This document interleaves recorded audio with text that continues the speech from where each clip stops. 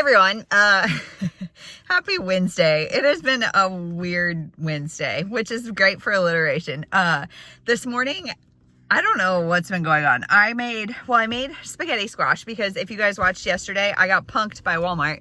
I turned the oven on and everything in the morning, and because I ordered a spaghetti squash with our delivery order and it did not come, and I was so pumped about it. I had a whole meal plan ready and I didn't get it. So today I got a spaghetti squash.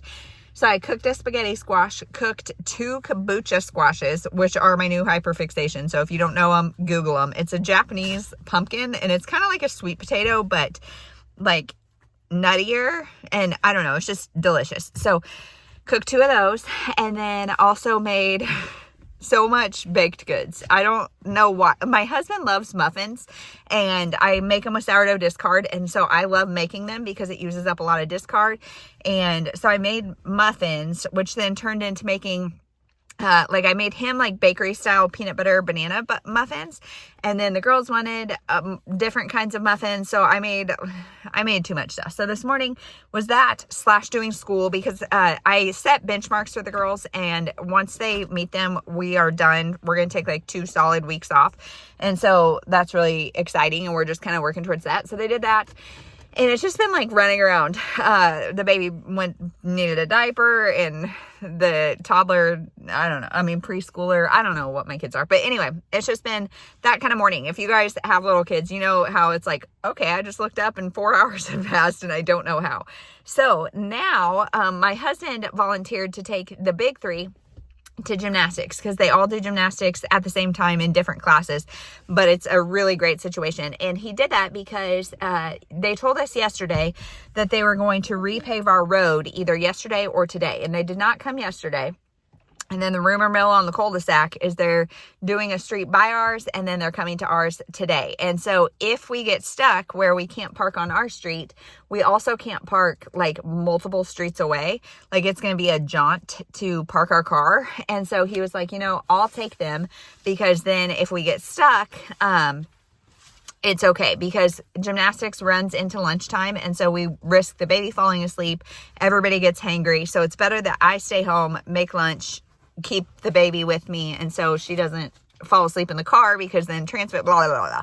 So he took them. So blah blah blah blah. Getting left is one of this child's least favorite things, and so we came to play outside and it started raining. So we are playing in our other car, which is so fun, isn't it? Yeah, we got a big old smile.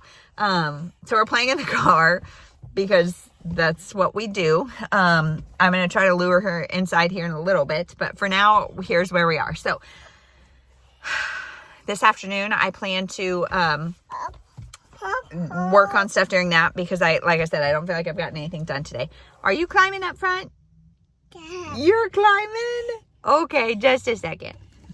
Okay, so I've been ordered to sit in the back seat, and I'm going to talk quick because I have a feeling this is going to be short-lived. But I finished A Hopeful Heart by Amy Clipston, and this is the first in her Hearts of the Lancaster Grand Hotel, and this is about a woman who is Amish, and her husband has died, and her brother-in-law, they run a horse business together, and she's got 2 teenage girls and a tween boy, and she, her brother-in-law has been fancying her forever, and she's not into it, and this guy comes into the hotel who's an Englisher, and no, she's driving me, apparently. Don't worry, there's no keys anywhere near, and she's a year and a half old, so she can't reach really anything. But anyway, so this Englisher comes into the hotel, and Mama, she's smitten. Mama. Yes, hi. They start a friendship, and not even really at anything, and the whole community's no sir, you can't do that, you can't be friends with him, you can't be friends with this Englisher. And then something traumatic happens, and she hugs him, and so it's Mama, excommunication Mama. Stuff. Hi. Sit. You are sitting. And so it's awful. This illuminates the like closed-mindedness of the Amish culture and how it can be that way, and how it can be very judgmental and very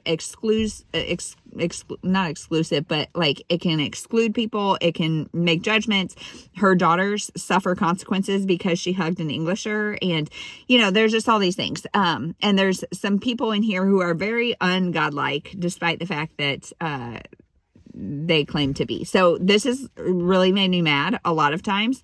I'm happy with the way it ended.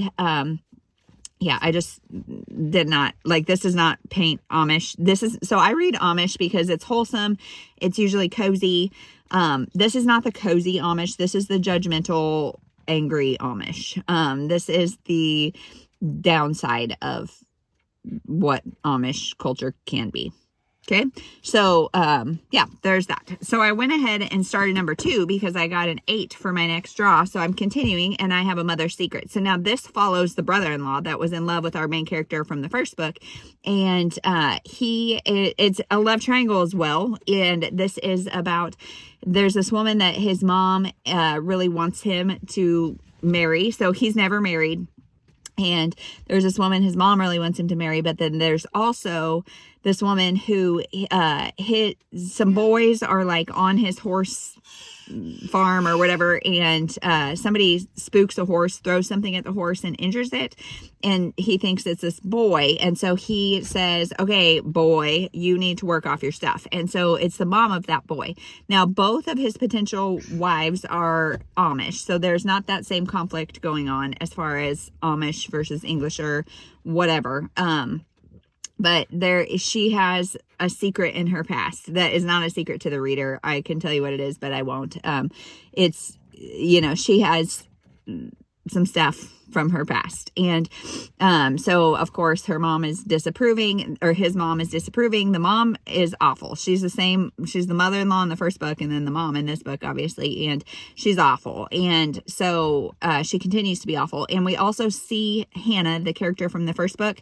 So this is definitely one that I think it would benefit reading them in order. I mean, we see her, it explains what happens to her, or like what her story is briefly, so you don't have to, but yeah, there's this. So I'm enjoying it. These are really fast reads. The narrator is really slow, so I can listen at a speed that's a little quicker than normal. So just hit myself in the face. And that is it on the reading front. I did read more of my book physically, and it's fine, but we'll talk about that later. Yeah, now I'm going to see if I can... Mom. Hi!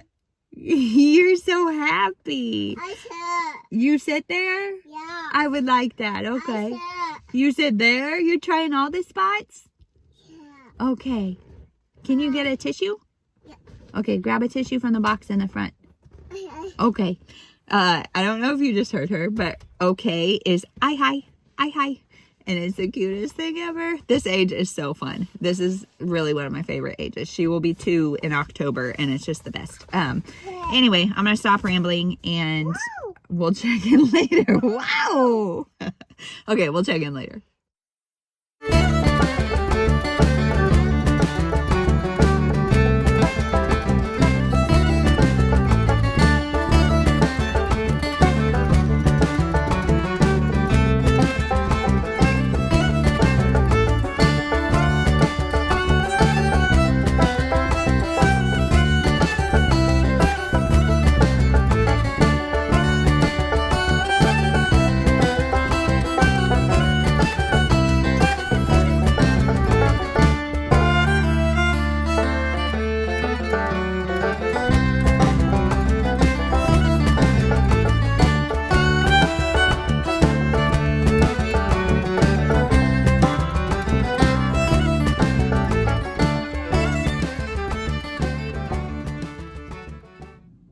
Hey everyone, so today's been a day. It has been a day because so the baby my husband took the big kids to gymnastics. I had the baby.